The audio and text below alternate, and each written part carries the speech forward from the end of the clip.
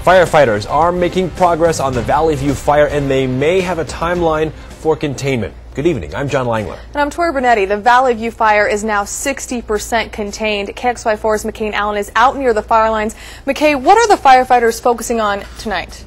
Right now they're focusing on increasing the strength of their fire lines. They've got nearly 7 miles of fire lines around the entire perimeter of the fire. That fire line in some areas is 50 feet wide, and in other areas they actually have water running through the fire line itself. Now the fire line is 60% contained at this point. Now what that means is they're 60% confident that fire will not jump outside of those fire lines. They hope by late Tuesday night, early Wednesday morning, they can have the fire 100% contained, which means they're absolutely certain the fire can't go anywhere.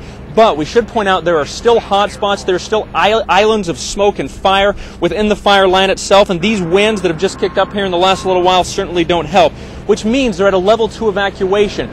Only people that can go inside the fire line are those with IDs that live in the area.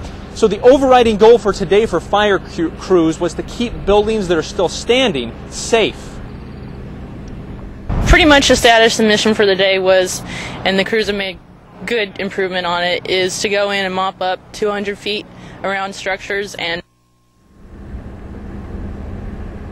now they do have a pretty good defensible space around those homes, the ones that are still standing. They're still mopping up the hot spots, as I said, and they still anticipate keeping most of the fire crews that are actually here and not on other fires that have popped up in the last few days and the last few hours. Now, 13 homes have been destroyed. We have no exact dollar amount. I talked to a firefighter, a fire official not long ago. He said the dollar amount and amount destroyed will actually approach, he thinks, about $10 million before this is all said and done. So a very significant fire out here, and there still is potential for problems this afternoon and evening and until Tuesday, really. Reporting live in Spokane Valley, McKay Allen, KXLY4.